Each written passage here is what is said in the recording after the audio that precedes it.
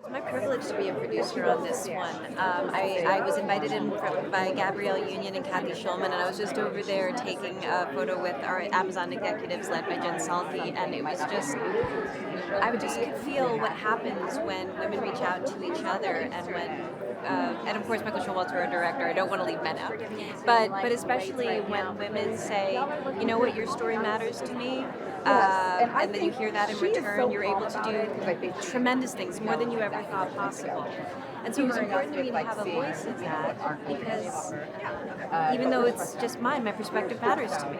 Glenn Marchand, my character, she's really content in her life. She's really fulfilled by her work. She's an amazing daughter. She loves being a mom. She's a wonderful friends. And yeah, like love would be nice, but it doesn't feel like it's the most essential. It doesn't feel like something essential is missing in her life. So she wasn't expecting what happens next, which is she falls in love with someone who happens to be probably the most famous pop star in a boy band in the world. I just wanted, just last thing, the early part of my career I made a lot of feel-good movies, and we said this was a feel everything movie.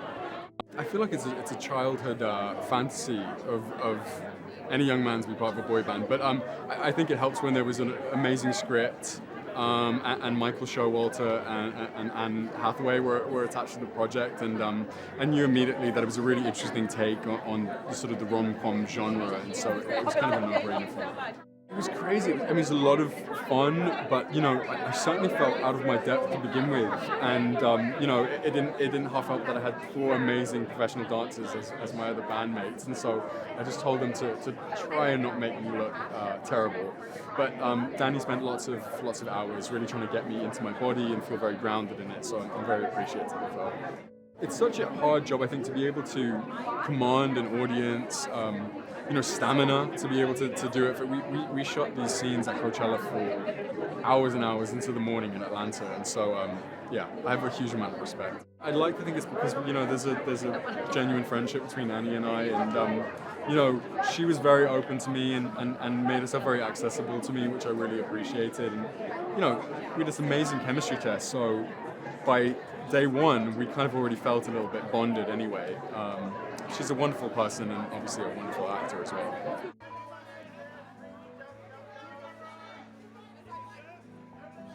My character's Izzy. She's Solen's daughter, and she's just this very independent, sort of spunky, smart, loving 16, 17-year-old, and I think I mean, it's so funny why I wanted to sign. It's like, why would I wanted to sign on for every single reason. For Michael Showalter, who's one of my comedy heroes growing up, to get to work with Annie, such an honor. Me and everybody else loved her work forever, and I respect her so much as a person and an actor, so I think it was just like for them to let me do it was a real dream. On the very first day we shot, Annie and I sang a song in the car, and we just kind of like rocked out, and it was really surreal and fun, and she loosened me up in a great way, so yeah. I signed on for not a bunch of reasons really, but I mean, Michael Showalter, Anne Hathaway, and a fantastic script. And that's kind of all the convincing I needed. My character plays Annie's ex-husband, who sort of plays the major obstacle between her and her new love interest, Nick Galitzine. He's a hypocritical guy, to say the least. I seem to be carving out a nice little niche playing these kind of guys, but it's a lot of fun, and I take these roles really seriously, and I love how Michael really gave us all the opportunity to just find an honesty to all of our characters and let them be real flesh and blood people, not just caricatures on a page, and that's all you can really hope for. I hope they realize that the rom-com is really back. And I think it's a genre that has been sorely missed, and I think it's going to lead to a lot of opportunities for a lot of really amazing artists and a lot of talent to, play in this genre space. And I hope it's just fun. I mean, this is the reaction that this movie got at South by was just, it was overwhelming. I mean, this is the kind of movie that you want to watch with friends, and that's what I'm hoping people will do. I think they had gotten almost sort of stamped out by like a machine at a certain point. We were sort of, coming up with rom-coms based on song titles. So it's like, oh, we got the song, we got the title, we might as well make a movie around it. And I think this movie sort of does the opposite. It goes back to more of like the Nora Ephron days, which is come up with very compelling story, really compelling, very honest, authentic characters, and let the audience just go on the ride. And that's what this movie does.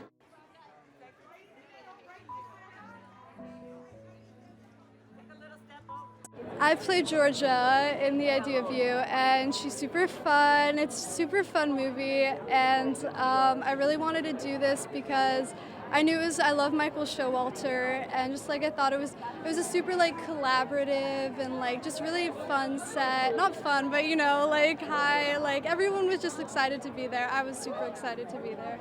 My favorite memory on set would definitely have to be the Coachella scene. It was super fun. They built a whole set, and it was just insane. I was really excited to sign on to this project because, one, Anne is just like a masterclass in acting, and I knew that watching her and being around her would really help me as an actor and like learn how to really learn from someone like her. And also the movie itself is about just love, and I thought that was really, really cool. And going to Coachella, she takes me to Coachella in the movie. I play Zeke. Zeke is her daughter's best friend in the movie, and I just had a really great time working on the set with her and working on the set with everyone. So that's why I was excited to do the project.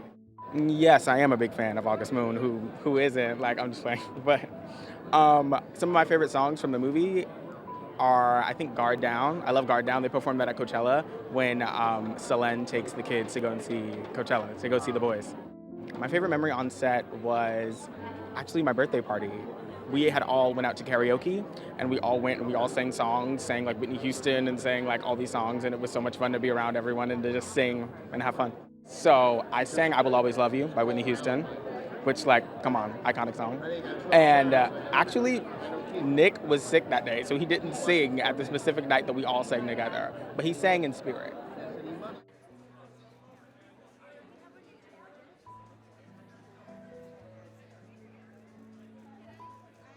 It was really fun to be able to play Anne's ex-husband's new, very annoying girlfriend.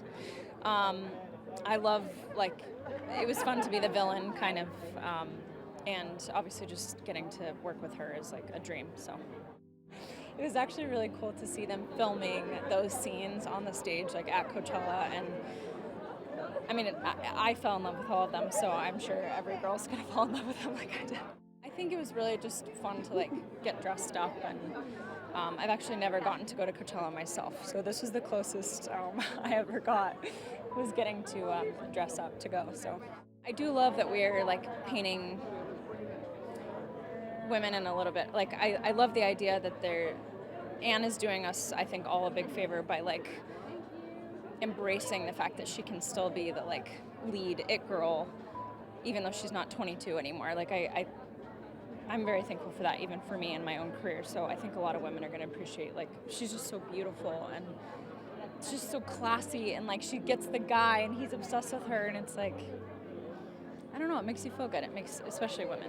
I'm buzzing, it's a project that we worked on over a year ago, and now releasing it to the world is very exciting. We worked really hard, had a lot of fun, and now the world gets to have fun with us.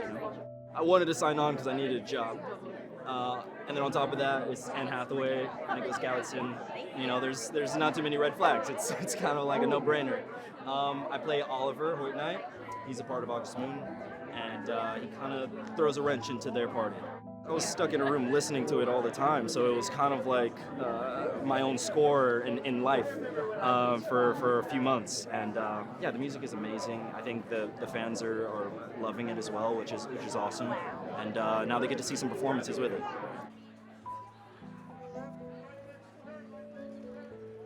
I'm just fascinated by these characters. I'm just so intrigued by these characters and this world, and of course the opportunity to work with Anne and Nick. We had such a great time making this movie. We worked hard, but we really had a great time. It was a great experience.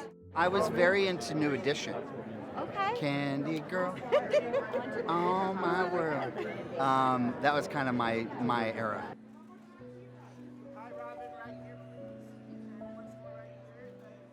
I was inspired by a bunch of different things. I think it was the idea of turning 40 in Hollywood. I'm an actress and I've been doing it for a while, and seeing all my kind of the opportunities diminish, and the idea that Hollywood thinks that women over a certain age lose their value and their desirability, and wanting to rail against that, and coming up with this idea of a woman who was kind of like taking, this opportunity to like explore her sexuality and redefine herself. And so it's all kind of a love story, this sexual awakening with this much younger guy who happens to be in a boy band and who is incredibly famous. And so I wanted to kind of like show that, and that was it. It's always very interesting. It's a little surreal. That's like my word for the month. I think everything happening is kind of crazy right now, and it's just, I think it's magical. I think when you sit down, you're writing alone in your home or Starbucks or whatever, and it's just you and your laptop, and you're imagining these characters and this story and this location and this like intense love, and you don't ever imagine it's going to be something like this. Like it's kind of incredible to see these actors give voice to these characters, and it's surreal.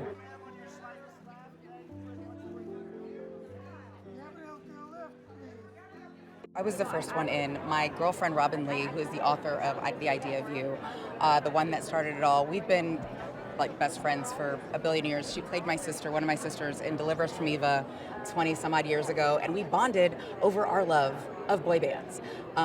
She was heavy, like fan club type of thing with New Kids on the Block. I was all in on New Edition, and that's how we bonded. So we've been loving boy bands for a lot longer than the movie. So when she wrote this book, and we were able to read early drafts and whatnot and give notes, I was like, I want to produce this. This is a movie. And she was like, I'm gonna trust you. I think you can do it. So we were all through the audition process. They had to sing, dance, act, the whole thing. So the audition process alone was hard. You have to put together a whole boy band, and it has to be very realistic. So that alone was a challenge, but we got the best. It's I think they did a great job. I think they have music out. No, they do have music out, that you can stream, because they're that good. Hope, because I think there's a lot of us that are just hopeless. That even when you're married, sometimes as you get older, you just kind of become a mom or a wife or an employee or the lady on the street, and you kind of feel like you are becoming invisible, like you're disappearing as you age. And I hope people feel seen. They have the hope that you are seen, and there's plenty of people out there that will see you. Doesn't matter what shape they come in and age, perhaps, as adults. But yeah, there is hope, and that people do see us. I think that it was so much about the character for me. I also am a single mom in Silver Lake and 40-ish, so seeing a woman that had such a full life get to have this very wish fulfillment story was something that felt really undeniable for me.